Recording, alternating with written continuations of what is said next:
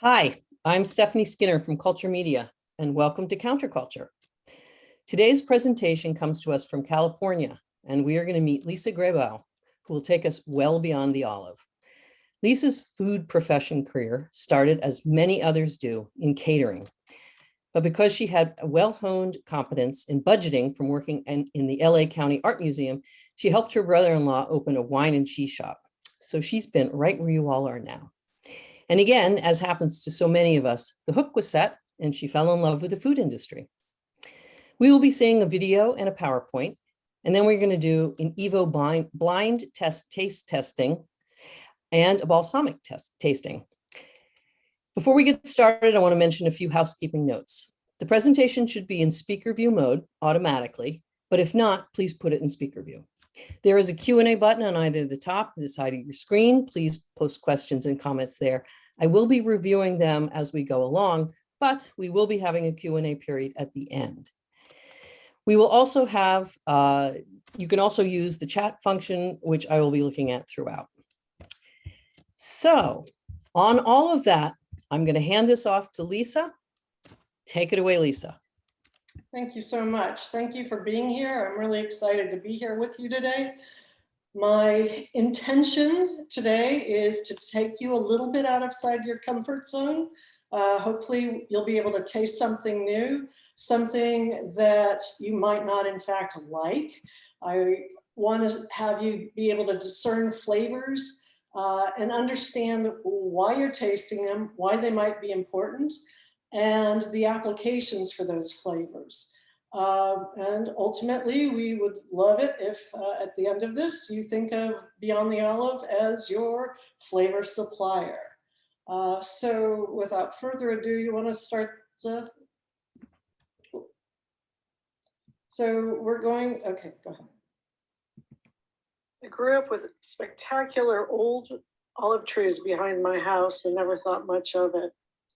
Then I went to college and majored in art history. So I started looking at the trees a little differently and started tasting things a little differently and looking at the olives a little differently. And I got into curing olives and picking olives and enjoying the harvest. These pictures are from the 2019 harvest in San Joaquin Valley. One myth we can dispel immediately is that the leaves cause the bitterness. As you see, the leaves are all removed before the milling. Malaxation is the process of stirring the oil after it's been ground up, or the olive and the olive paste, as well as the water, so that it can go through centrifuge more easily and extract the juice, which is the oil. So we really are processing olive juice, water, as well as the solids. The water and the solids are used for animal feed, dog food, and fertilizer. This oil you'll see is a lot darker in color than this one, and yet they've both gone through the same exact process. So we'll talk about a little bit more about color in the meeting. At this stage, we need to let the oil rack in stainless steel containers for about 3 months so that all the little bits and pieces fall to the bottom and we have a more shelf-stable product, which is then ready to ship and distribute. And then we can have fun with it, which includes baking, sauteing, grilling on the barbecue, as well as frying and drizzling.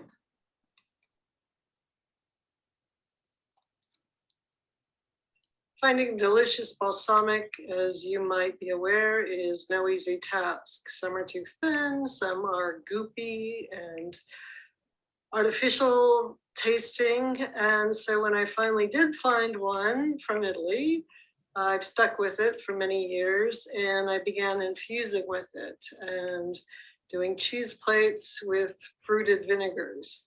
And I did that by running to my uncle's house and picking persimmons and figs from my sister's trees and other California fruits. And we're still doing that to this day. So we're going to taste a lot of things today and have a lot of fun. So let's rock and roll.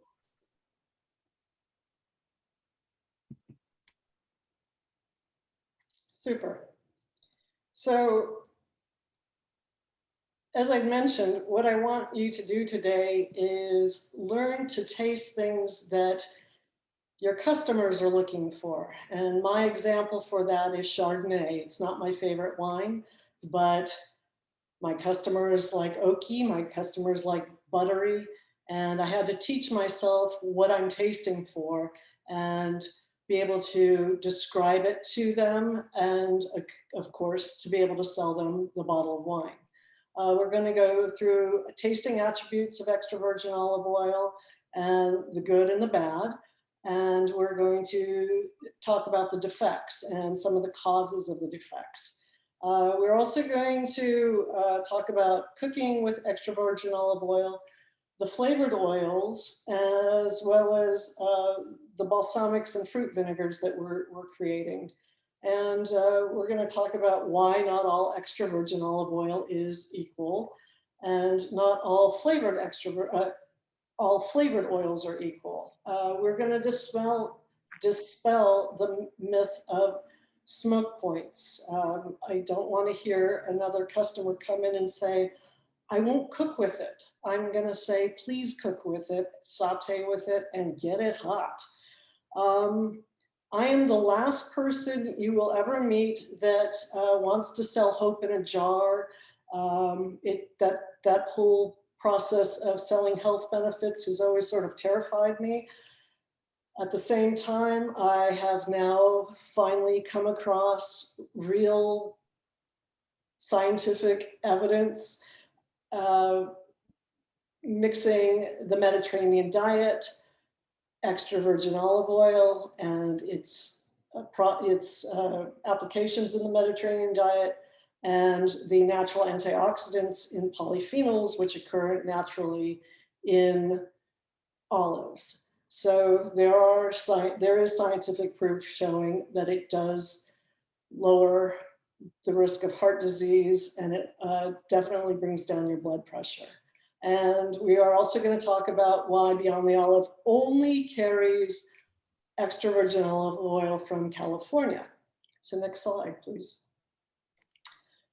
So in 2013, we started this wine and cheese shop, and 2 blocks above us was an olive oil store called Beyond the Olive. And in 2014, they lost their lease. We invited them in, and it was a real win-win situation because we had complimentary clients. And it also opened up a whole new world for me, because over our kitchen, we didn't have a sign saying kitchen. We had a Halloweenish sign saying the laboratory. And when all these oils and balsamics came in, Lisa went into the laboratory and started experimenting. And some of the balsamics, the fruit flavored ones, I didn't care for. They were a little artificial tasting. And so I went about mixing them with fresh fruit purees. And we also took it upon ourselves to do a lot of our own olive oil blends. And we had the ability to take an oil from the Capay Valley or one from Temecula and blend the two. And this led to many awards. The New York International Olive Oil Competition, LA International Olive Oil Competition, and we were the only North American olive oil to even place in Canada.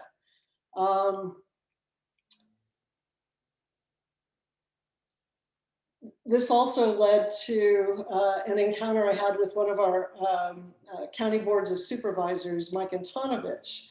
The olive trees that you saw in the video, we had, I'd grown up with. They were planted in the 1930s by the CCC. And I asked him if we could harvest them. And we got this minuscule amount of olive oil, about 5-6 gallons out of it. But it led to a really wonderful community gathering. And I'm hoping, we didn't get to do it this last year because of the pandemic. There were no public gatherings, but I'm looking forward to hopefully being able to do it again this year. The other item I do want to point out is that Beyond the Olive only works with millers and farmers that are paying living wages. To me, this is important. I certainly have learned it the hard way. I've had 2 what I thought were fantastic producers go out of business on me. And you know, the bottom line is, if you're not supporting the farmer, the farmer can't continue to grow. And quite often what happens is those olive trees get ripped out and almond trees get put in. But we're not here to talk about olives today. The other thing that we did was Beyond the Olive always carried California extra virgin olive oil, but I got more involved and started, I joined the California Olive Oil Council. And so to this day, the only olive oil, extra virgin olive oils that we do carry are certified by the California Olive Oil Council. So next slide, please.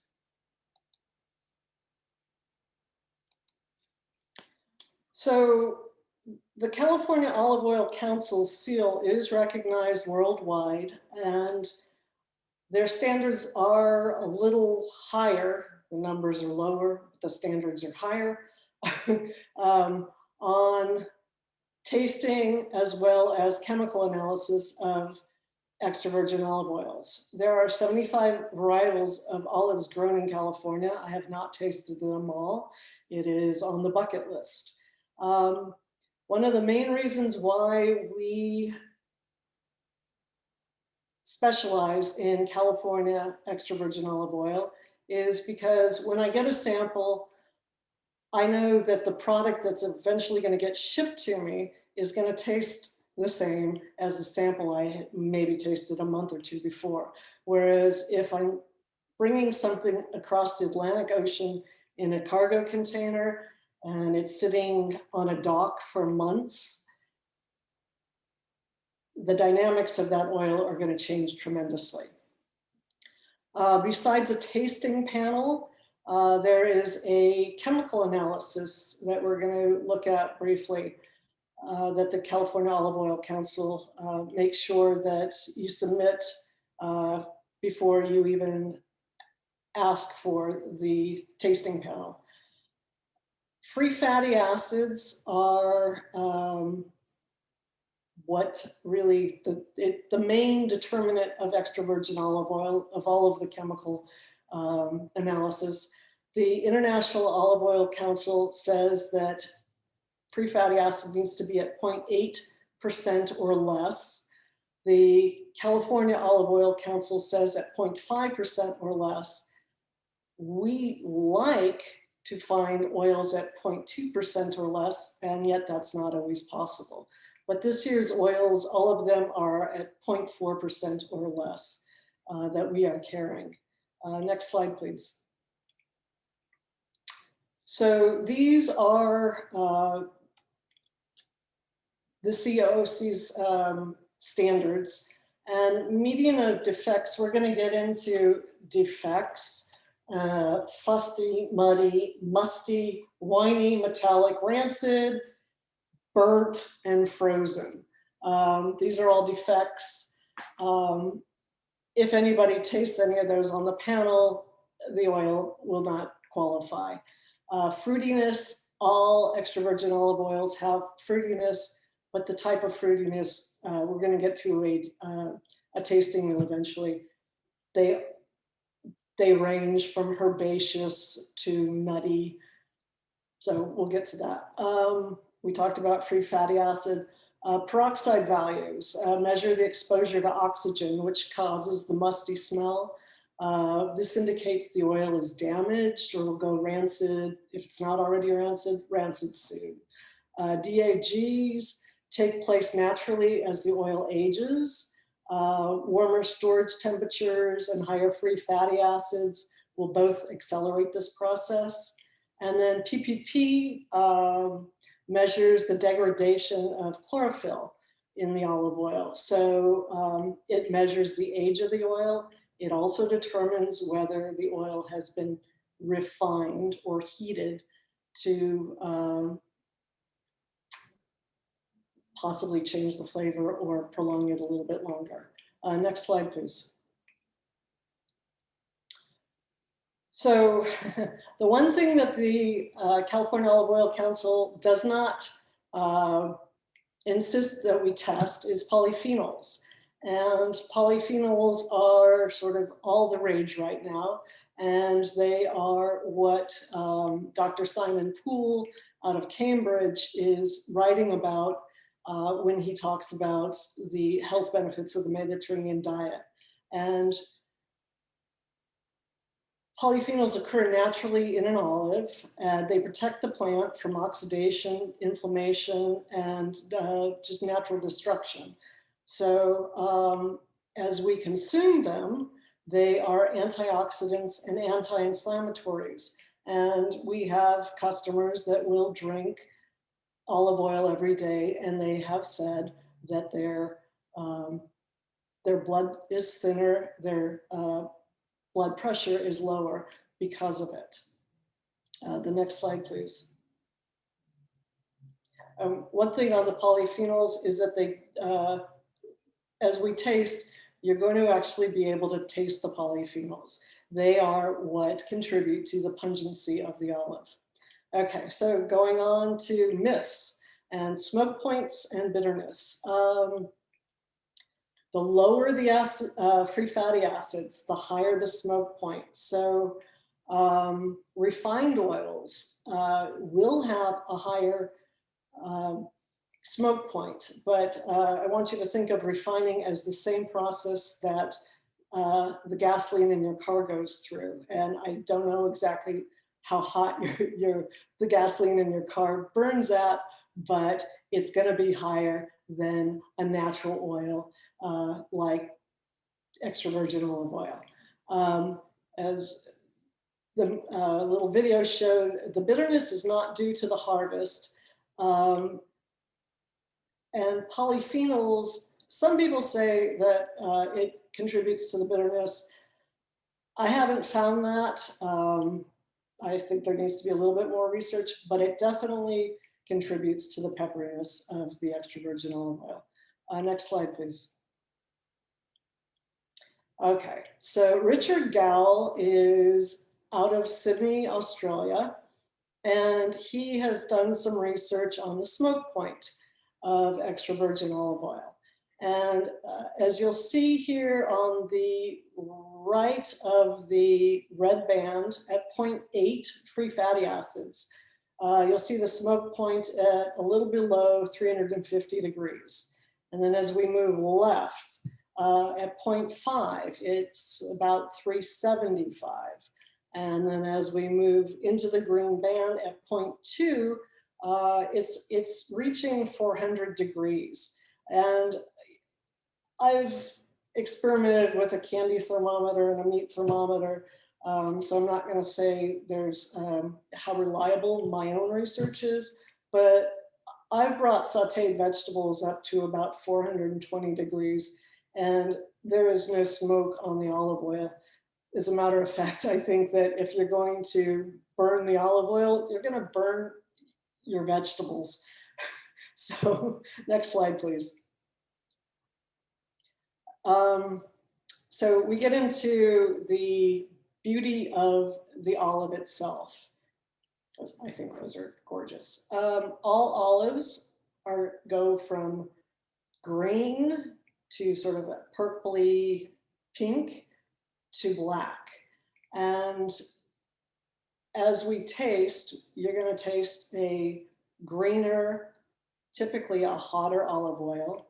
And then as the olive ages, or it's picked later, you're going to get a more mellow flavor. And some farmers, especially during years where there is a bad harvest, low yields, they're going to leave the olives on the trees a little bit longer so that they can get a bigger yield.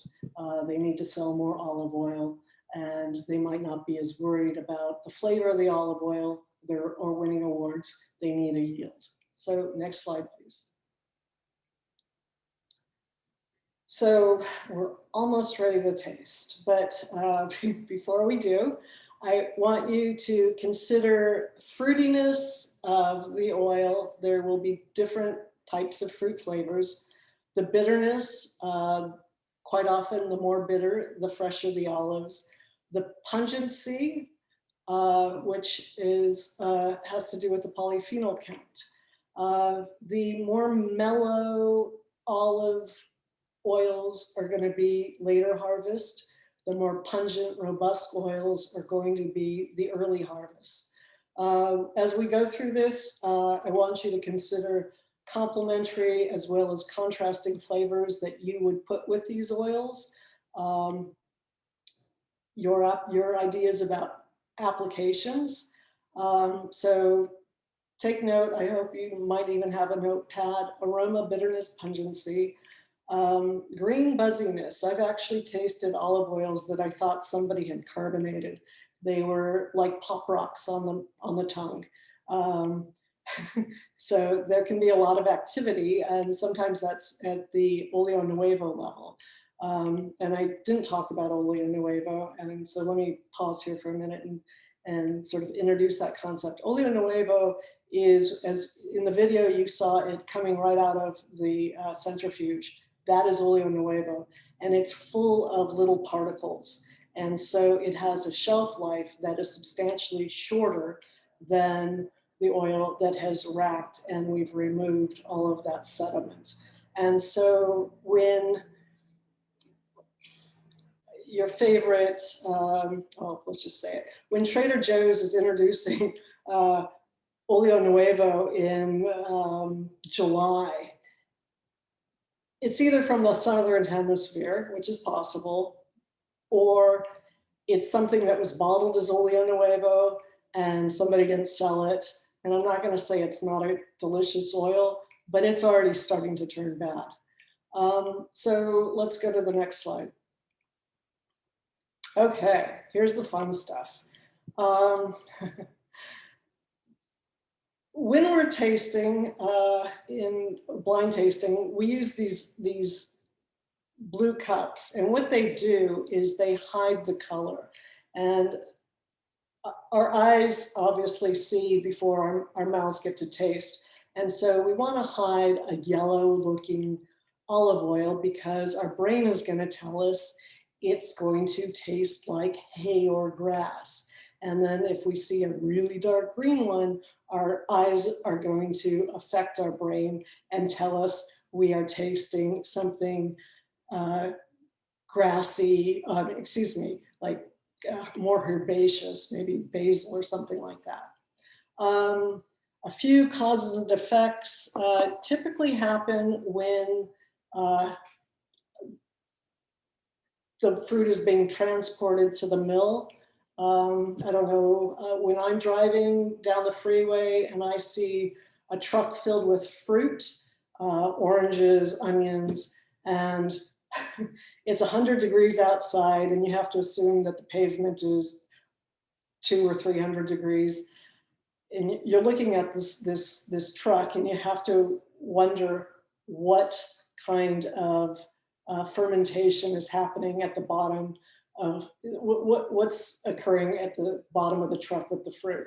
So the goal is typically to get from harvest to mill within 4 hours so that many of these things don't happen. Next slide, please.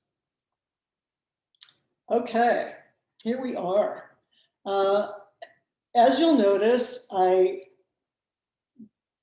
put completely random, meaningless numbers on the olive oil for you. And the reason I did that was because I didn't want you, again, to make an assumption about how something tastes. So if you want to grab your cups that we included And I would start with the 2XZ9 and pour it into the cup and hold it from the bottom and then also from the top and warm it up a little bit. And just so you know, lipids, fats don't have smell. What you're smelling is the gas that's coming off of the lipid. So go ahead and smell, and you can do this with all three of them. The next one I would do would be the 229RP, and then finish up with the PP626.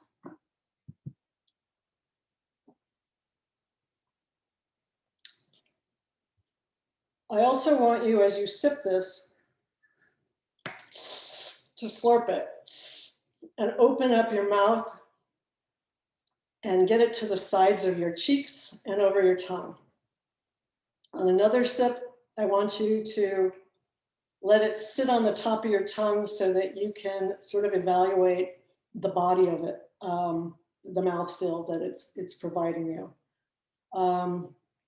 Also, our taste buds react at different times. You're going to get sort of three very distinct flavors as you touch, or as you sip.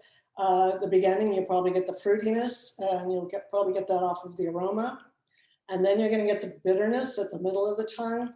And then you're going to get the pungency at the end. And I want you to kind of clean your mouth out between each one, because what happens is, so I know I had suggested green apples. If you have green apples, great. If you don't, just a grape or something, a piece of bread and some water might help you. And why we do this is because that pungency, that heat, it sits there for a while. And so if you don't clear out your mouth, you're not going to know whether the pungency was from the oil you started with, or the second or the third one. One of my favorite things to do is to suggest getting a jelly bean. Let's say two green jelly beans, 2 yellow jelly beans. The green ones are lime, and the others are lemon. You eat one green and you taste the lime, and then you eat it, the second one, but you plug your nose and you won't taste any lime. So let's go to the next slide. So as you're doing this, you can look at these and kind of find some attributes that are on here. You might also find attributes that aren't on here. And I am trying to be really cautious about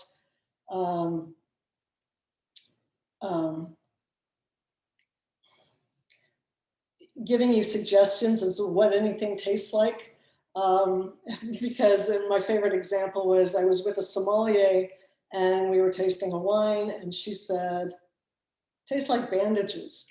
And I thought, I can't get bandages out of my head. And of course, that's all I could taste were bandages. I can't see you guys, so I don't know where you are. I'm hoping you've gotten through all 3 of those oils. Actually, this is Stephanie. I've heard from a couple of people they didn't get their samples, so I did let them know that when they do get their samples, I can send them the numbers, and then subsequently we can tell them which is the Piccoon and all the rest of it. You can give them that info later on if you want to. Well, okay, but some people do have the samples, so I'd like to give it to them now so that they kind of understand what they're tasting. The Arbasana was the very first one, the 2XZ9. You're going to get mild tropical fruit off of that, maybe some banana, guava flavors, You're also kind of going to get a sea of sunshine, a little bit of alfalfa flavors in there. That I consider a mild olive oil. Not a lot of pungency, but there is some. The second one is picule. And picule is, can range from insanely hot to very mellow, again, based on when the olive is picked. But this particular picule I love because it's my introduction to introducing people the ability to substitute butter, substitute olive oil for butter. It has such a nice heavy mouthfeel, and it really does sit on your tongue. And it's beautiful with greenish flavors. So I think of green almond, tomato leaf, and then there's a nutty note to it. And the pungency is a little bit bigger. And the last one, the PP626, is our Pasadena blend. And it's also the California blend. So if you don't live in Pasadena and that is a meaningless thing, we can, of course, change the labels for you to say California blend. And although they're all California blends, this to me is the original California blend because it's made with Mission and Manzanilla olives. And those two olives were the first olives to come to California with the Spanish missionaries. So if you ever do the drive, the Camino Real drive, and stop at all of California's missions, there should still be an adjacent olive orchard next to the missions. And so that is a more pungent oil, and you're going to get a lot more tickling on the back of the throat. And again, everybody has a little bit different tolerance. And some people might in fact hate this, but again, this is where I need you to sort of look at the applications that your clientele is using it for. And we all have different, styles of taste. And it's most apparent in table olives. If you notice, if you're in Europe, most table olives are green and they're hot and spicy. And in the United States, the biggest table olive producer is Lindsay. And those are those black ones that everybody, well, not everybody, but every kid that I knew wore on their fingers. So the Pasadena blend, it's a tighter oil too. It's kind of like a wine. It's got to open up a little bit. And the applications for it, I would coat meat with it because it's going to allow you to sear something at a higher level, and possibly like a ragu or something like that. Let's go to the next slide. So then let's get to flavored olive oils. And at the beginning here, I had said not all flavored olive oils are the same. And what I mean by that is these olive oils don't have any artificial flavors or natural flavors put in after the processing.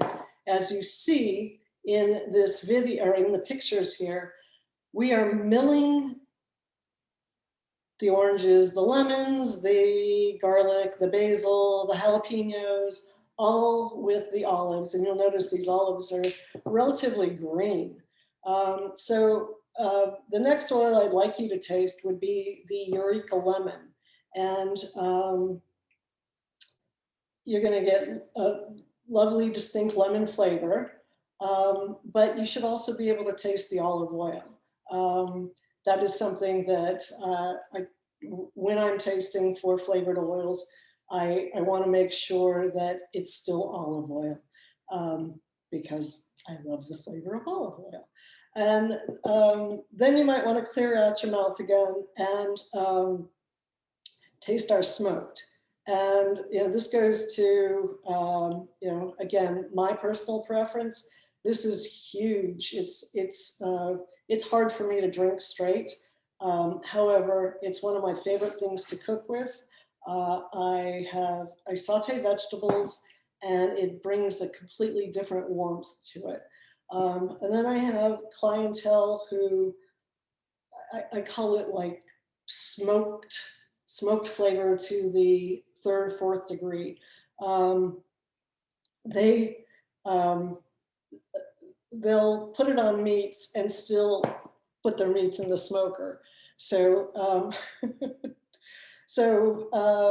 taste that, but again, and you might not particularly like the flavor of it straight, but think of the applications. We've also done stir-fried rice with it, and that was really quite extraordinary.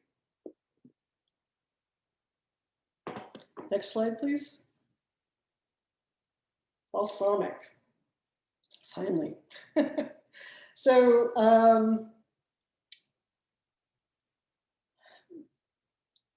true balsamic vinegar starts with the Trebbiano grape, which is a white grape. And then two things happen. First, it's reduced to about 30% of its original volume. And then some is moved over here, and it goes into the barrels as white balsamic.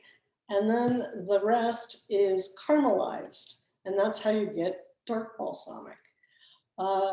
As it ages every year, it evaporates. So it starts in a big cask, and each year they move it to a smaller cask. As this happens, so let me start with a true balsamic that is aged and is a DOP certified has to be at least 12 years old. And it's going to be in a specific bottle, and it's going to have a red wax seal on it. As they are moving the balsamics from cask to cask each year, they determine what balsamics are not going to make the cut to make it to the 12, the 18, or 25-year mark. And that is the balsamic vinegar that we are buying. And so I do not make any claims that I am selling 18-year balsamic. I will say that it is at least 3 years aged, but it's thick and it's delicious, and it leads to a lot of fun in the kitchen. And when we were doing cheese plates, we started putting the flavored balsamics on the cheese plates. So I would like you to start your tasting with the raspberry pear. That is a white balsamic. It's going to be a little thinner, a little more acidic, but you're going to get a true framboise flavor, but vinegary and fresh. The second one, as you move along, will be the fig. And we are putting real California figs in here. We're putting real raspberries and pear in the white balsamic as well. But this became a real standard for me on cheese boards. Give me a stinky cheese, and I will tame it with our fig balsamic, I say. And when we were organizing this class, somebody said, "Oh, don't send the fig. Everybody's had fig balsamic." And I said, "True, but I'm not sure everybody's had fig balsamic with real fruit in it. So there are no artificial flavors in here. It's all fig." And then the last one, again, hopefully taking you out of your comfort zone, is the chocolate orange. And this to me is a really fun application, and it's not a flavor I'm normally keen on, but we've used it in Moroccan, Mexican meals, and on a cheese board, we used it with Haystack Mountains chili, goat cheese chili jack, and the customers just thought it was out of this world. So next question, or next slide, excuse me. I didn't include today any raw or fruit vinegars, but we are making them. They take, they're quite a process, and the inspiration came because some of the fruited balsamics I was working with started developing mothers, and this only became a problem when we were trying to get it out of a regular bottle. So we have customized some of the fruit and raw vinegars, and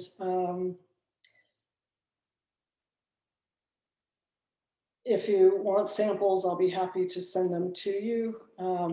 They were inspired by my friend who has a store called Culture Club 101, and I call her the kombucha queen. So she's got kombucha mothers all over the place. So I had to go and create vinegar mothers. Let's go to the next slide. So a few links of interest that we can, you can do your own research with after the class. This is a link to Dr. Poole's research on the Mediterranean diet and polyphenols. Culture, our gracious host today, already have an article pairing olive oil and cheese. And then if you want a little bit more background on what the meaning of the California Olive Oil Council seal is, it's here. And then if you should ever decide to teach olive oil tasting in your store, there is such a thing as a defects wheel, and it's kind of fun to use. And then the smoke points. This is a link to Richard Gowell's research on the smoke points. Before I go to the next slide though, I want you to look at these pictures, because everything we tasted today is being used in these applications. So grilling on the barbecue, now that we've dispelled the myth of this low smoke point, marinate your veggies and throw them on the grill. They're going to be fine. And even the steak has been brushed with our Pasadena olive oil that you tasted today. The cookies are made with the pecule that you tasted, and they are chewy and buttery. And then the cheese ball there is goat cheese with our white balsamic. So next slide, please. So as we open up the discussion, I want to hear your ideas and your applications, and hopefully some new idea that occurred today as we went through this. When I'm doing a live presentation, one thing that we do is we take the lemon olive oil and we put it on toast. And the toast, it's an easy way to introduce the concept of you can have a healthier alternative than butter. And the people that loved it the most were our British customers, and they loved marmalade, and they would do the kumquat or grapefruit marmalade or orange marmalade with the lemon olive oil. They love that. The other thing that you can experiment with is taking a scrambled egg, scramble it, put it in a ramekin, and a teaspoon of a medium or robust olive oil, and stir it up and microwave it. And the reason I ask that you microwave it is only so that it's not picking up any other flavors from a pan, or that it's not getting burnt. And the bitterness in the olive oil is going to act like salt. It's going to bring the egg flavor out. And if you're using a more robust oil, the natural pepperiness of the oil is going to bring out a peppery flavor. And our customers always thought that we had salt and peppered the egg, and we didn't. So there's many applications for each type: mild, medium, robust. Fun that we've had with bartenders is emulsifying extra virgin olive oil in a cocktail. It creates a viscosity that is a lot of fun to drink. And you know, as an intro to that, just think of a regular martini that you've put olive brine in it, a dirty martini. That brine has olive juice in it, so you're already creating a thicker mouthfeel in a martini with just olive brine. And then the picture to the bottom right there is, I think it's a healthy thing there. It's frozen pineapple, our golden masala white balsamic, and rum. What could be better? Next slide, please. So here's where we can open this up for discussion if you'd like. These are some of the pairings we've done. Idiazabal with Bordeaux cherry, because you have, you know, pairing two big, bold flavors. And then, you know, we'll do the Cypress Grove Purple Haze and the lemon, so that you're getting lemon and lavender. A stinky cheese and the raspberry pear, or a stinky cheese and the fig is always a win-win combination. Casatica, which is very, in my opinion, mild, with a mild olive oil with herbs in it, can be very elegant. And then again, going big, red dragon on a cheese plate sometimes overtakes some of the other flavors, so pair it with something big. And then we've put the smoked olive oil on charcuterie boards and with herbs. And people look at us like we're crazy, and then they start dipping and they keep dipping. So that's a fun one. And then you can always do things over popcorn. And of course, you can always put all of these things over ice cream.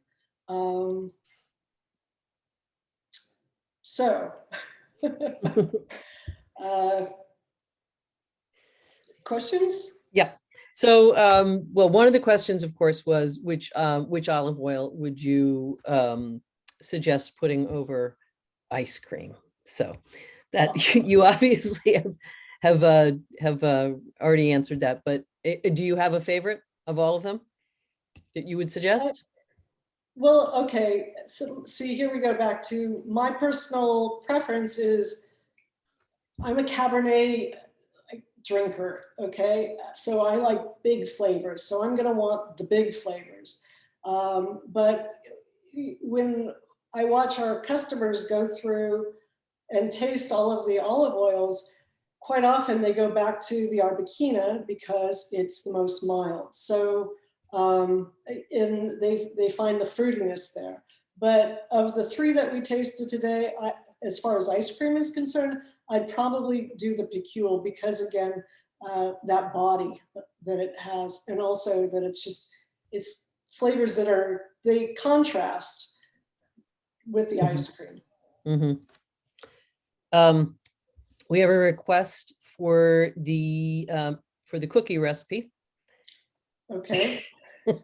So that's something we may want to send. If you have it, we could send that with our. I believe it's on my website, so I will find the link and send it to you. Okay, we can include that in the follow-up we send tomorrow. Actually, I make zucchini bread with olive oil, just so you know.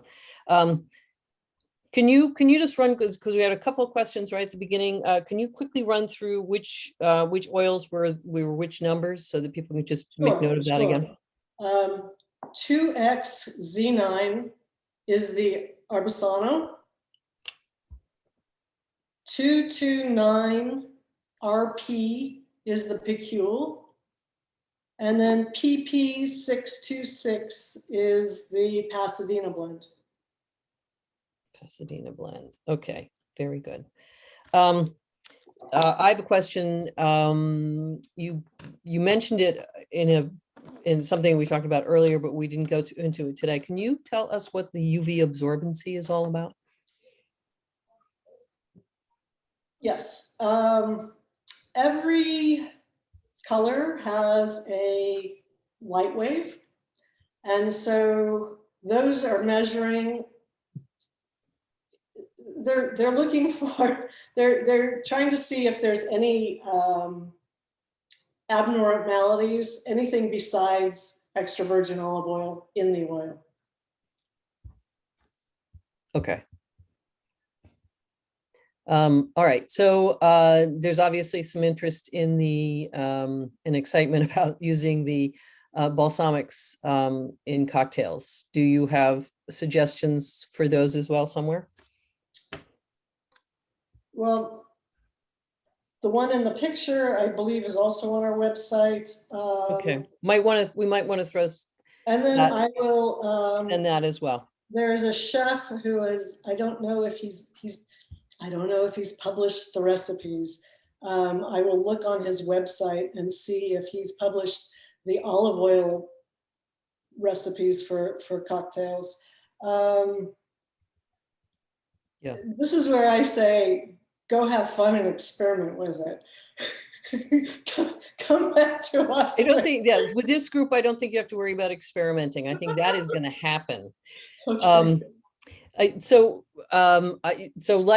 like me, there are people who don't have microwaves. Are there other ways that you would suggest trying that scrambled egg thing? You can do it in a pan and just make sure it's a clean pan and that you don't burn the egg, because then you're completely changing the flavor. Okay. Okay, let's see what else. So I asked if people put EVOO on boards, and some people do, but also balsamic shows up on a lot of cheese boards apparently with this crowd. So so this is a good thing. A lot of love for the smoked as well. I can't wait I didn't get my sample, so I'm dying to try these things. So now that you guys have all made your suggestions, let's see. So yes, so experimenting, yes, this is the point, is that everybody, this is one of the reasons why everybody's here, is they love to hear your thoughts as to what to put these things with. And so obviously, so one of the questions is, what kind of ice cream would you use for your when you're using your olive oil stuff? Giving people, it's like, this is what they do constantly, so getting like insight from other people is so cool. Well, I don't know if you're serving it, and like if you're trying to showcase it, you might want to start with just a good vanilla ice cream. But I would do a vanilla and strawberry ice cream, or a vanilla and berry ice cream that's maybe swirled, and then swirl the olive oil in so that you get the textures of, like ribbons.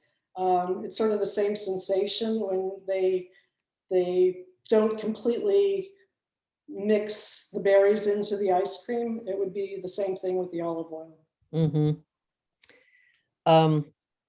Okay, so one other thing, one of the first things that came in, this is not a question, this is something that, but I think is kind of interesting, that you might find interesting, is that we have someone whose father is Dr. Scott Grundy, who did the initial research on olive oil and heart health that jump-started the interest in the Mediterranean diet here in the US. How cool is that? So, okay, hold on. Yeah, one of those articles was basically saying that the British government would save, I don't know, it was like I don't have the exact number. It was like 19 million euros a year in healthcare costs, because there's socialized medicine, if more people turn to the Mediterranean diet. So there has been that sort of research where they can actually put a dollar figure on it. In my experience, I just feel like most people really do use olive oil for cooking these days. I think the question is whether or not it gets too expensive if you get a really expensive olive oil, but that's true with butter as well. So, you run into the same problem. Great butter makes great food. Great butter is expensive, yeah. Exactly. Oh, hold on. So Pamela Grundy, she's our celebrity today on the show.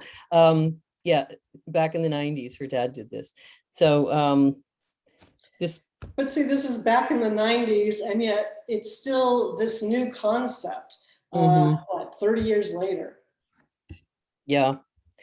I think part of it is that it's hard to get people away from, in the US, away from their McDonald's and stuff like that. It just is. Anyway, this was a great presentation. I feel like this is one of the things that's so, many of the people on this have been cheese judges and really know their cheese tasting. So, but when you're talking about olive oil tasting, it's another whole level of definition. And you did a great job of telling us how to sort of weave our way through it. Well, so thank you. I mean, my intention was to take you out of your comfort zone so that you did taste something. Not everybody likes bitterness, but I want you to think about bitterness. I want you to think about pungency and discern those flavors. And that's why so much of it has to do with experimenting. So you've got 8 bottles of stuff. Go have fun tonight in the kitchen before, it's dinner time over there, right? So go start using this stuff and see what happens. We have one last minute question, which is really interesting, and I don't know if you'll have an answer to this, which is, what are your feelings on the increasing challenges with water and fire in California?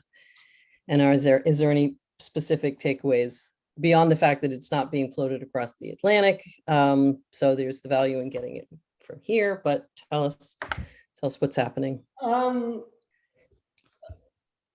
There is a lot of conversation about smoke taint and if it has ruined the olive groves. At this point this year, not yet, but we're really early in the fire season, so I can't speak to that. 2 years past though, it did devastate some crops, and they didn't harvest. One thing about olive trees though, they produce bigger every other year, so we have odd and even years. So if everything is exactly the same every year in California and in the Northern Hemisphere, your odd years are going to be bigger harvests than your even years. But then we have fires, we have sometimes everything is looking great, and then the buds are coming up, and then in March we have a freeze, and all the buds freeze, and that kills a crop.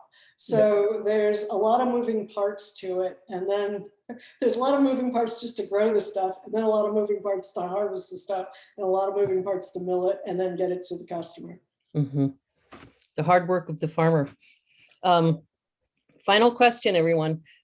Is there any way to recover an oil that is beginning to develop defects? Use it.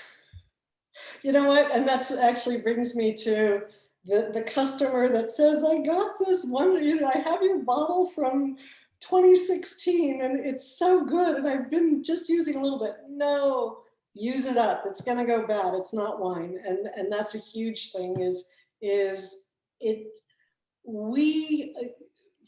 my goal is to not carry anything beyond 15 months of harvest. And that way I'm picking up New Year, the new crop. But it's going to stay in your cabinet as long as you've got it sealed and in a dark place for up to 3 years. But at the 1 year mark, if we did all of these COOC tests, they would be completely different. So it's already degrading.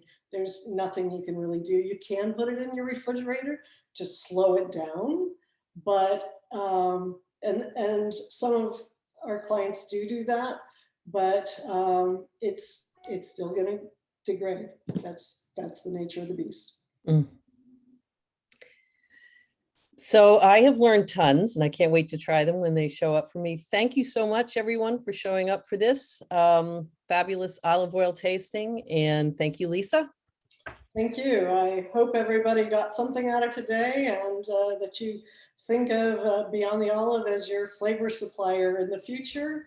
We do have the ability to customize flavors or labels. So I'd love to hear from you. All right, go Thank you. go cook something, guys. Yep. Bye.